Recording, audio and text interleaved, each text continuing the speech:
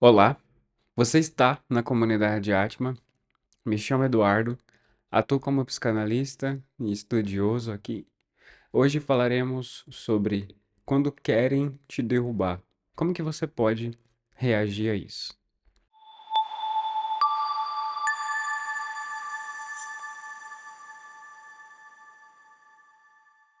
Bom, essa aula ela foi pensada nesse movimento porque ele é muito comum de acontecer.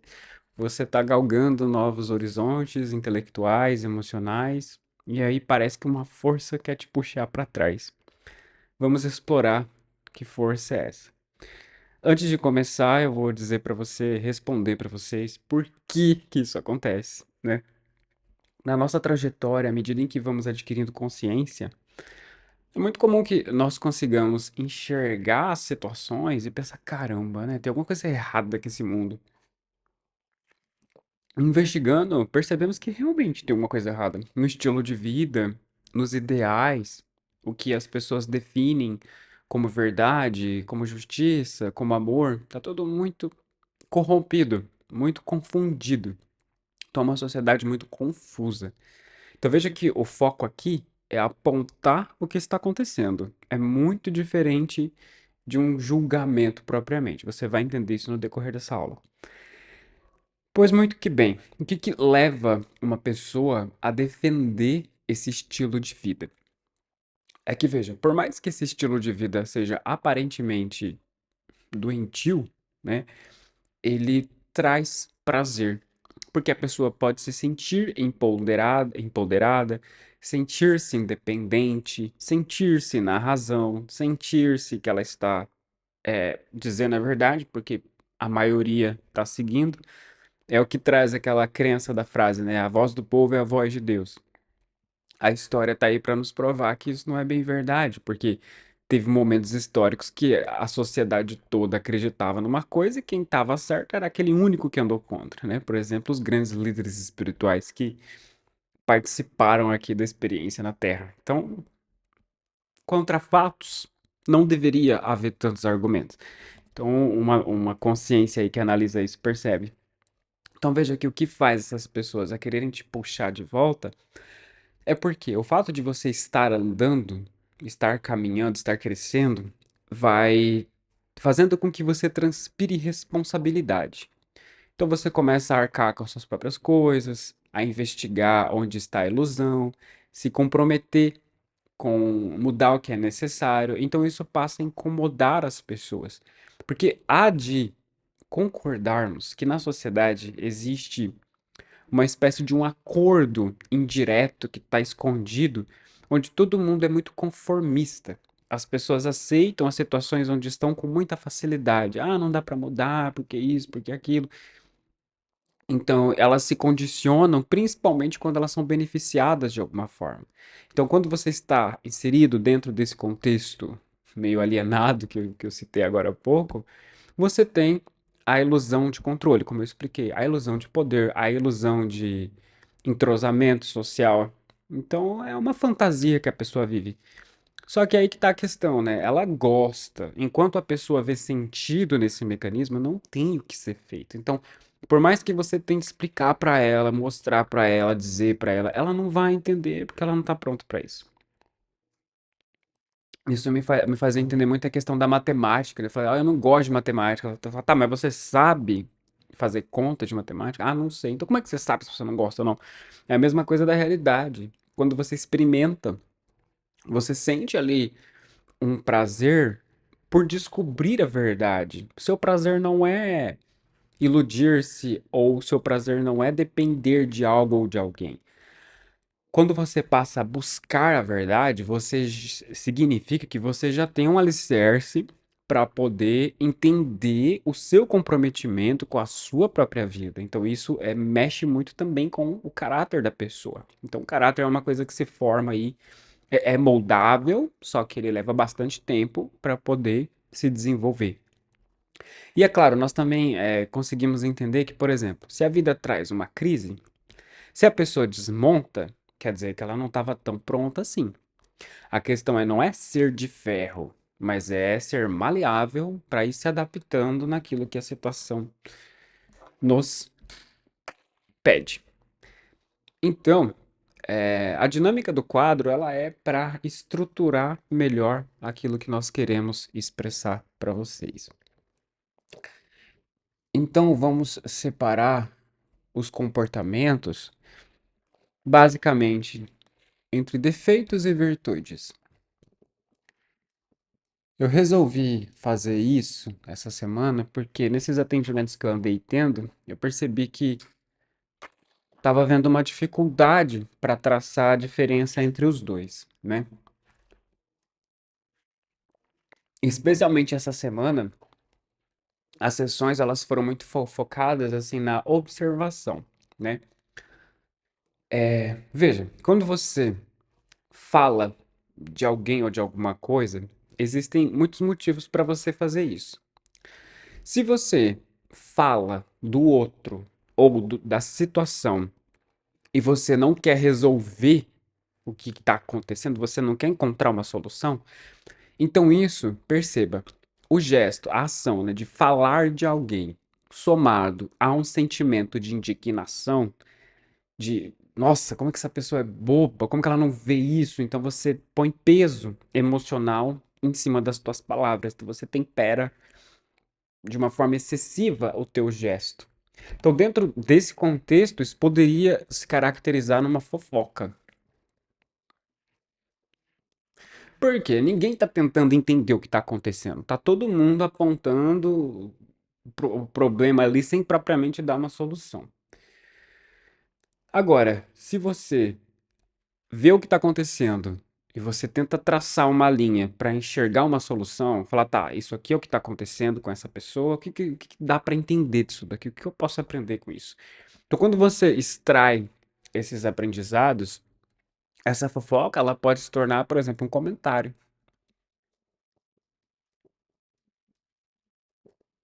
Então você vê o que que mudou ali. Mudou as emoções, essencialmente. Então, ao invés de eu depositar indignação, revolta, raiva, tristeza, eu passo a depositar amor, porque eu passo a olhar aquilo e entender o que que aquilo pode me ensinar. Vou dar um exemplo contextual do meu dia a dia, tá bom? É claro, aqui vocês sabem, eu não sou perfeito, não sou nenhum exemplo de ser humano, eu também tenho as minhas falhas. Mas assim, se tá acontecendo um problema no meu meio social, família, colega de trabalho e tudo, hoje eu enxergo o que que tá acontecendo, o porquê que aquela pessoa despertou meu interesse em querer ver o que ela tá fazendo. Né? Porque se eu fico observando aquela pessoa, ela chamou a minha atenção por algum motivo. Então, o que aquela pessoa está representando naquele momento? A irresponsabilidade, a falta de maturidade, a dificuldade de tomar uma decisão, então tudo isso vai me incomodando. Fala, pô, meu, resolve aí, cara, né? Então, veja que eu vou reagindo mal ao que ela tá fazendo. Então, lembra do que eu falei lá no vídeo passado? Ela está me atingindo, ela está atingindo minhas emoções com o que ela está fazendo. Então, eu tô permitindo que ela mude a minha conduta, mude meu comportamento. Então, uma mente lúcida, ela não deixa isso acontecer. Porque aí você enxerga o evento, entende o que aquela pessoa está representando, no caso, a pessoa está representando irresponsabilidade. Por que que isso me incomoda? Então aí eu utilizo do princípio da projeção para entender onde eu posso estar sendo irresponsável. Com as finanças, com os relacionamentos, com o próprio trabalho, comigo mesmo, com o meu corpo, de não seguir aquilo que o meu corpo está pedindo, ser sedentário, comer demais. Onde? Então em alguma coisa eu estou sendo irresponsável. Por isso que aquilo me chama a atenção. Que eu reconheço aquilo em algum lugar. E se eu sinto emoções ruins por aquilo, quer dizer, eu ainda não integrei essa parte. Então aí cai na fofoca, porque eu estou me lamentando por uma situação que eu não estou entendendo que ela pode me ensinar. Diferente do comentário. Faço essa interpretação, vejo como isso se aplica ao meu contexto, rastreio onde eu estou agindo assim e começo a modificar. Então eu não fico com raiva da pessoa, nem do que ela está fazendo, analiso, observo, dou um conselho se for o caso, mas sigo minha vida. Então veja, não houve reação afetiva. Então, dentro desse cenário, você tem que entender a diferença entre um e o outro para você saber, você está sendo fofoqueiro ou você está sendo uma pessoa observadora. Se você não tiver esse discernimento, significa que falta conhecimento agregado ainda em você para que você consiga entender isso daí. Uma outra questão também que eu poderia dizer é a diferença entre a devoção e o compromisso, né?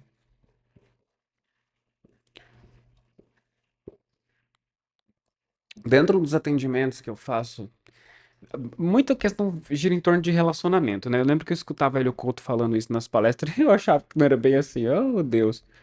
Então, veja, quando nós temos um relacionamento, e a gente começa a evoluir, expandir consciência, você começa a perceber que tem alguma coisa que já não está fluindo tão bem no relacionamento. E dentro disso, nós temos alguns elementos que se apresentam que vão demonstrando que essa relação já não tá funcionando muito bem. A primeira delas é o tédio, né? Então, quando você sente que o tédio está vindo, quer dizer, já não há tanto assunto compatível, já não está havendo aquela ressonância de interesses. Se esse tédio não é observado, ele pode se transformar em um desrespeito. Por quê? Porque o outro não respeita a tua visão de mundo, tua ascensão de maturidade. Da mesma forma que você também pode não estar respeitando o conformismo daquela pessoa de querer ficar onde ela está. E isso daqui é difícil dentro de um relacionamento. Se você tem essa diferença em um meio social, beleza, a pessoa não está convivendo com você, então é diferente. Mas agora, se você tem convivência, a coisa fica mais difícil. Então, de fato, aqueles que nós escolhemos para conviver com a gente tem que ter um certo critério, né? E se esse desrespeito não é observado, ele pode se transformar numa agressão. Seja numa agressão física, numa agressão verbal, no sentido de denegrir a tua filosofia de vida, denegrir a você, denegrir as pessoas que você segue, né? Num sentido bem mais intenso, né?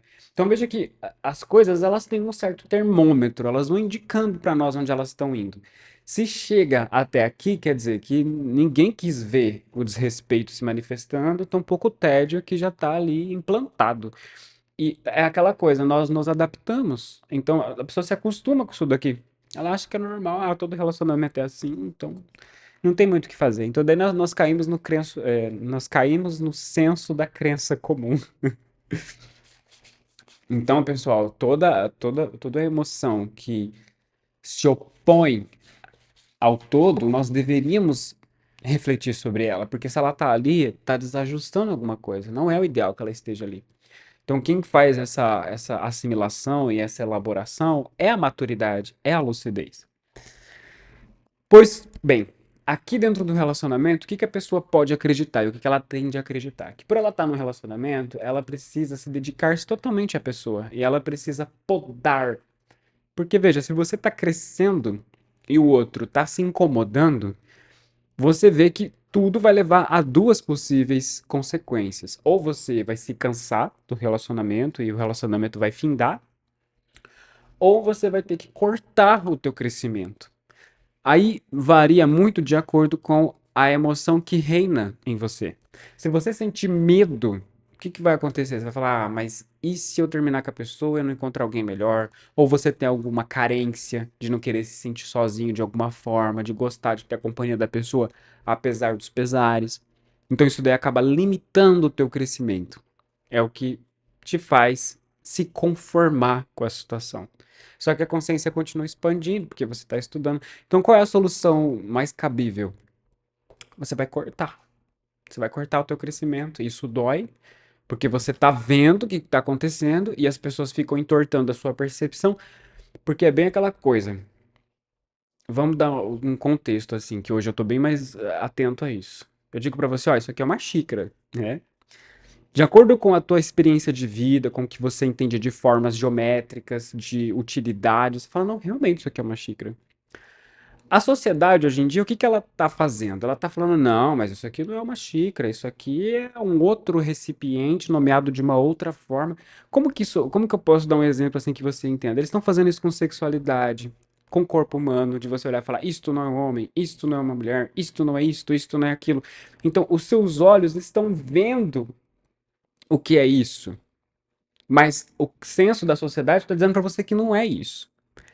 Quando você escuta isso uma vez, você vai pensar, nossa, nada a ver, eu sei que isso aqui é uma xícara, eu sei que para que serve isso.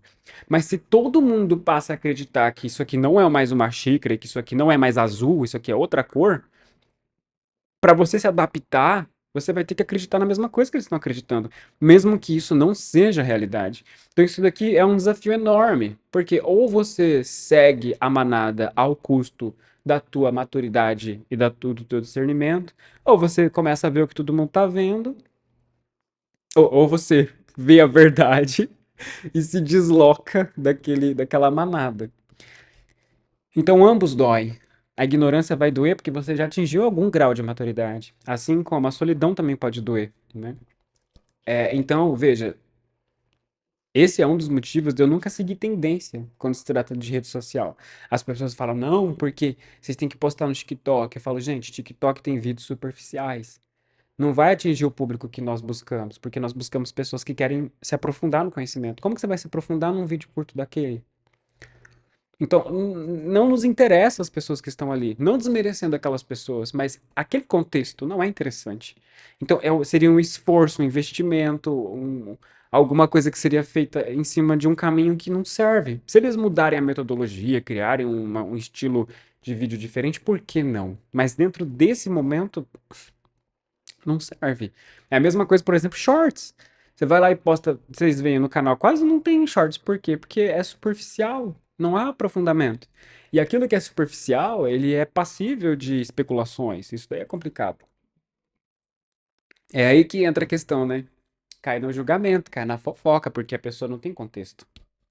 Então, quando a pessoa está devota a um relacionamento, ela pode pensar, ah, mas o meu crescimento, eu vou abandonar a pessoa. Ah, mas eu vou deixar ela na mão, mas eu tô sendo egoísta porque eu não tô pensando no outro.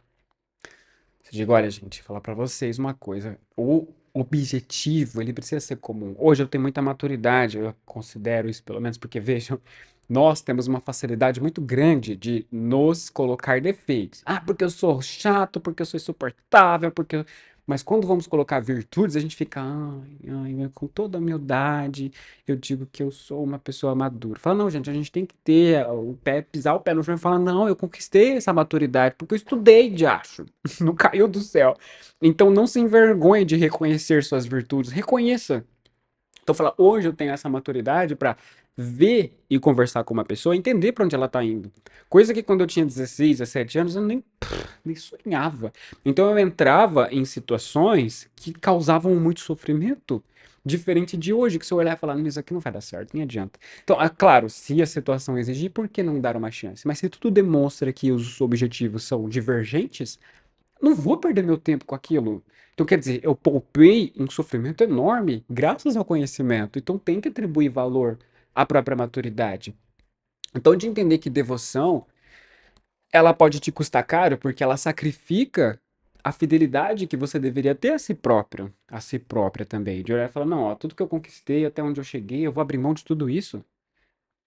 Claro, é uma decisão pessoal, né, gente? Mas é que cabe a reflexão. Quando isso daqui entra na virtude, você começa a ter comprometimento, né? Porque, por exemplo, se você tem uma amizade ali e você tá vendo que os dois, cada um tá indo pra um caminho, mas você tem um grande apreço, um grande respeito, um grande carinho pela pessoa, pode ser também cônjuge, tanto faz. Você tá vendo que os caminhos estão divergindo. Você chega pra pessoa e fala: olha, pela minha observação, eu tô vendo que você quer ir pra lá, mas eu quero ir pra cá. E aí?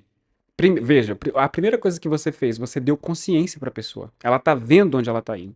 Claro que isso pode gerar discussão. A pessoa falar, não, porque não é bem isso que eu estou fazendo, porque isso aqui não é uma xícara, porque você não tá vendo as coisas como elas são de verdade. Então, por isso que eu digo, pessoal, estudem, vejam o que é a realidade e defenda a verdade. Porque se você não defender a verdade, as pessoas vão entortar a tua cabeça, você vai ficar doidinho.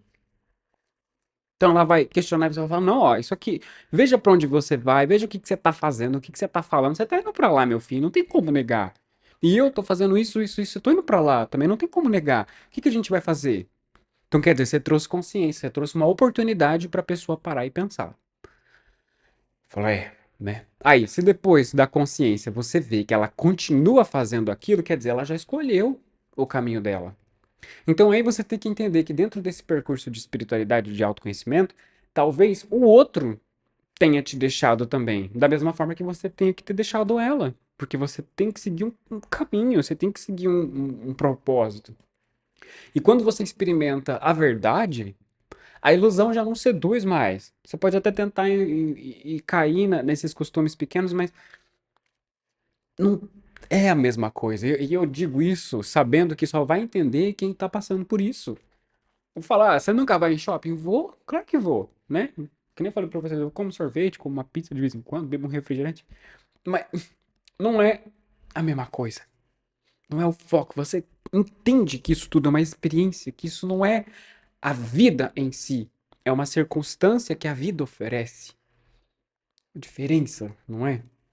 Então, dentro desse contexto, analise muito bem que talvez não é que você abandonou a pessoa. Às vezes ela escolheu um caminho diferente, você escolheu um caminho diferente, os dois concordaram inconscientemente na separação. Então é aí que a gente cai naquela questão: quando vai acontecer? Porque vai acontecer. Se os objetivos divergem, é questão de tempo para isso não funcionar. Agora, o que pode acontecer? Um vê que o outro tá indo para lá, ficar com medo do abandono e seguir atrás. Ele vai sacrificar a própria ascensão. Isso vai doer. Então é uma vida arrastada, sofrida, a pessoa não se realiza. Então você vê como que está tudo que ela faz. Se as coisas dela não se sustentam muito bem, quer dizer, ela pagou um preço muito caro para estar onde ela está hoje. E aí é trazer para ela o conhecimento de falar: será que você precisava ter pago esse preço? Ou será que você desejou ter pago esse preço? Oh, que bem diferente uma coisa da outra, ok? Certo. Então, como um último exemplo, eu posso trazer ali para vocês é, a postura, né? Como que eu posso nomear isso? Comportamento? A sobriedade, né?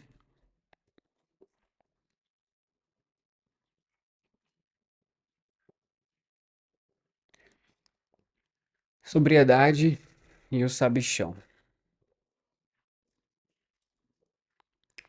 É, acho que essa aqui foi boa, foi na intuição, gratidão, universo. Durante muito tempo eu esbarrei muito nessa daqui, no sabichão. As pessoas da família falavam muito isso. Por que você acha que você sabe tudo? Porque você, só porque você leu esses livros, você... não sei o que, né? E aí, no começo eu ficava pé da vida. Eu falava, mas que diacho? Me incomodava. Então aí eu parei e pensei, tá, o que que é um sabichão? Sabichão é aquele que pode ter adquirido um conhecimento, mas não ter vivido aquele conhecimento. Então ele ainda não tem humildade atrelado ao ensinamento que ele está transmitindo. Então quando ele traz um conteúdo, a pessoa sente que ela está sendo julgada, que ela está sendo menosprezada, de alguma forma que ela está sendo diminuída, como se aqui o conhecimento tornasse a pessoa superior. Então, se a pessoa se sente superior, quer dizer, cadê a humildade? Não tem. E ali eu comecei a entender, lógico, né? Eu comecei a estudar com quantos anos? Nem lembro, faz muitos anos. Então eu não tinha ainda vivências o suficiente para poder vincular sabedoria ou humildade no que eu estava aprendendo ali. Então, de fato, não havia. E você vê que hoje as pessoas, em grande maioria, fazem isso. Elas adquirem um conhecimento de maneira superficial. No TikTok, no Kawaii, no Reels, no Shorts. Então elas ouvem 30 segundos de uma coisa. Eu fiquei indignado porque uma vez. Falar, dá até vontade de rir. Eu tava atendendo uma pessoa e ela chegou e falou: Ah, porque fulano é narcisista? Daí eu falei: Tá. Falei: Bom, ela trouxe uma palavra séria. Anotei a palavra e comecei a perguntar pra ela, sem ela perceber, claro, como que ela definia o narcisista. Afinal, ela não definiu, né? Ela não definiu o que é um narcisista. Ela definiu uma pessoa que defende os próprios interesses. Porque o narcisista, ele faz isso, mas não é apenas isso. Ele tem uma rede de comportamentos. Quando a pessoa aponta um comportamento, ela não consegue dizer que aquele comportamento quer dizer que a pessoa seja narcisista. É igual aquela questão, por exemplo, eu me comunico muito bem, mas isso não me faz um bom orador, porque eu também tenho que saber o que eu estou dizendo. Então você não pode pegar uma característica e acreditar que entendeu a personalidade inteira da pessoa. Bem diferente. Então aí eu comecei a investigar, aí eu perguntei pra ela, tá, de onde você tirou essa questão do narcisista? Com base em quê, assim? Ela falou, ah, é porque eu vi num vídeo. Daí eu falei, tá, e quanto tempo tinha esse vídeo? Ah, era um negócio no TikTok. Ah, tá. Tá, entendi. Então, quer dizer, a pessoa ela baseia a crença dela numa informação que ela não tem profundidade alguma. Então ela tá construindo, ela não tá vendo que ela tá construindo a personalidade na areia. E personalidade é um elemento crucial da nossa experiência de vida. Você não pode construir ela em cima de eu acho que, eu penso que, talvez seja isso ou não seja isso. Você tem que ter, pelo menos, olha, tudo indica que seja isso. Não precisa saber das coisas, mas tem que ter uma segurança mínima para se basear e dizer, é isso aqui é uma xícara, eu tenho certeza, porque eu já vi a forma, eu sei como é que é, eu sei para que serve, tô vendo essa alcinha, ó, e é uma xícara azul cobalto, porque essa é a cor dela. Então eu tô vendo, isso aqui é verdade, então eu me baseio nessa verdade. Qualquer pessoa que tente me convencer do contrário, ela precisa me convencer mesmo que isso daqui não é uma xícara e me comprovar. Se ela conseguir fazer isso, então eu mudo minha visão, porque eu também não sou orgulhoso, né? Mas enquanto ninguém tiver uma ideia melhor, que me convença, que faça sentido, essa é a ideia que vai fazer parte da minha personalidade. Então eu me baseio em, no mínimo, 50% de certeza para cima. Enquanto a sobriedade é o quê? A pessoa que estuda. Então, dentro desse meio, eu falo assim também por experiência própria, quando eu comecei a ter mais contato com a espiritualidade, você recebe muito insight. E tem muitas coisas que você recebe que você pode não entender muito bem o que significa. É uma visão muito simbólica, uma visão muito profunda. Então ali cabe o quê? Estudo, para você ter referência. Se a espiritualidade me traz um símbolo, eu estudei, então eu entendi, eu sei o que aquele símbolo quer dizer. Então por que que me mostrou esse símbolo neste momento, neste lugar? Então você vê que é uma questão de costume. Você interpreta. Só que você vai utilizar isso não com vaidade, mas porque você quer saber a verdade. Olha que o objetivo muda e quem está ouvindo percebe essa diferença. Ela sente se a pessoa está promovendo a própria imagem ou se ela está transmitindo um conhecimento. A diferença é que nós vamos tendo consciência disso. Então, cabe muito isso de ver e diferenciar. Aquela pessoa, ela acha que sabe ou ela sabe? Qual que é, como que eu posso diferenciar os dois aqui? Você pode diferenciar pelo seguinte: o que ela faz funciona. Aí você vê que a investigação ela requer empenho, porque veja, o que ela faz pode funcionar, só que ela também pode estar forçando. Por exemplo, a pessoa é próspera. Ah, ela é próspera, então quer dizer que funciona, mas ela pode estar roubando alguém. Então funciona, mas é forçado. Então aí você recorre também às virtudes dela. Quais virtudes essa pessoa tem? O que que ela está fazendo? O que que ela acredita? Então você vai contextualizando. A questão da nossa humanidade é que nós queremos que tudo seja por causa deste motivo, quando as coisas acontecem por N motivos. A natureza não é preguiçosa para fazer uma coisa por um motivo só. Nós temos que entender isso. Porque tem muita gente que chega e fala: Não, eu quero saber por que ele fez isso. Fala, minha filha, teve vários motivos que levou até este resultado. Não é uma receita pronta de 2 mais 2 é 4. O ser humano é complexo. Ele tem princípios morais, éticos, intelectuais, emocionais, espirituais, físicos. Então, como que você vai medir um resultado com base numa premissa? Impossível. Então, essas receitas prontas, vocês veem que nunca funcionam. A pessoa chegar numa rede social e falar: se ele tá fazendo isso é por causa disso. Aí você vê sentido. Ah, ele é narcisista. Nossa, ele é mesmo. Aí daqui um mês lança uma nova modinha. Agora os homens são todos, sei lá, outro nome que vão dar ali. Nossa, é verdade. Meu marido é assim mesmo. Meu namorado é assim mesmo. Minha namorada também. Não para de me mandar mensagem. Você fala: poxa, meu, você não tá parando pra pensar, não? Você tá acreditando que isso daqui é um balde? Quando eu tô falando pra você que é uma xícara, então nós temos que ter essa autoconfiança. E essa autoconfiança é conquistada quando você sente que você entendeu alguma coisa. Então vê que até o teu próprio corpo te entrega. Se você fala pro corpo assim: segunda-feira eu vou começar uma academia. Ele, tá bom. Segunda-feira eu não vou dormir até tarde, minha folga. Então, o próprio corpo já tá sabendo que não dá pra confiar nas tuas palavras. De tanto que você se engana. Vou parar de comer esse negócio. Ah, vai nada, daqui a pouco você tá comendo de novo. Não, então tá, dessa vez a gente vai conseguir. Aí daqui 3 dias tá lá de novo comprando. Ai, a carne é fraca. Ai, porque a vida é uma só. Ai, porque eu mereço, porque eu trabalhei demais. Fala, gente, não tem nada a ver com isso, tem a ver com disciplina de acho. Meu Deus. Então eu começo a entender hoje, sabe? Conforme eu vou entendendo, vou vendo essas coisas, eu fico, caramba, meu, que vontade de mostrar isso pra todo mundo, mas aí a espiritualidade fala, não, meu filho, não dá, não dá.